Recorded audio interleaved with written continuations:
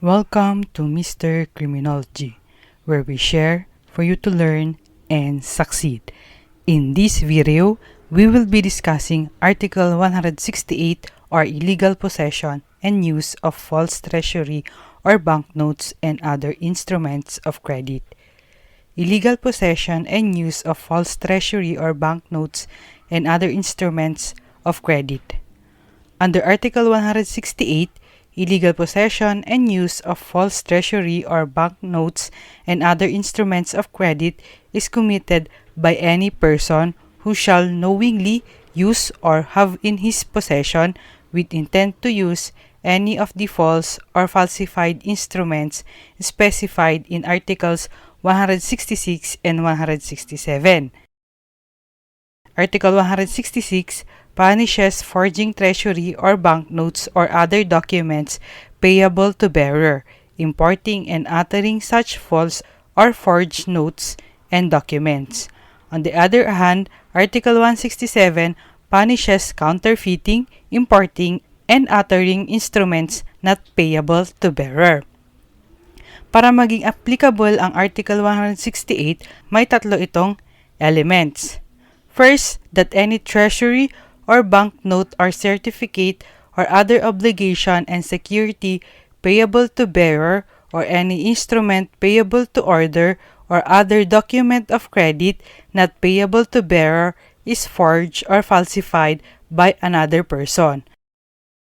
Ang liable sa Article 168 ay hindi forger. Second, that the offender knows that any of the said instruments is forged or falsified. May knowledge yung offender na yung hawak niyang document ay forged or falsified. Kung hindi niya alam at nagamit niya, possible na wala siyang criminal liability kasi wala siyang criminal intent. Third, that he either use or possess with intent to use any of such forged or falsified instruments. Either nagamit na niya or hindi pa pero may intent siyang gamitin. Example, may hawak kang fake na cheque. Alam mo na fake, forged or falsified yon. Tapos punta ka sa grocery para ipang grocery mo ito. Side note, may mga grocery store po na tumatanggap ng cheque. Dito liable ka under Article 168. Paano naman kung ikaw yung binigyan ng peking cheque?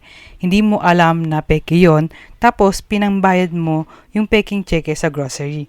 Dito hindi ka liable under Article 168 kasi wala kang knowledge na ito ay peke. Ano ang difference ng Article 166 and Article 167 sa Article 168? Sa Article 166 and 167 kasi, in case of utterance, dapat yung accused is in connivance with the forger or counterfeiters. Dito sa Article 168, hindi yun required. Thank you for watching. If you like this video, don't forget to share it and to subscribe.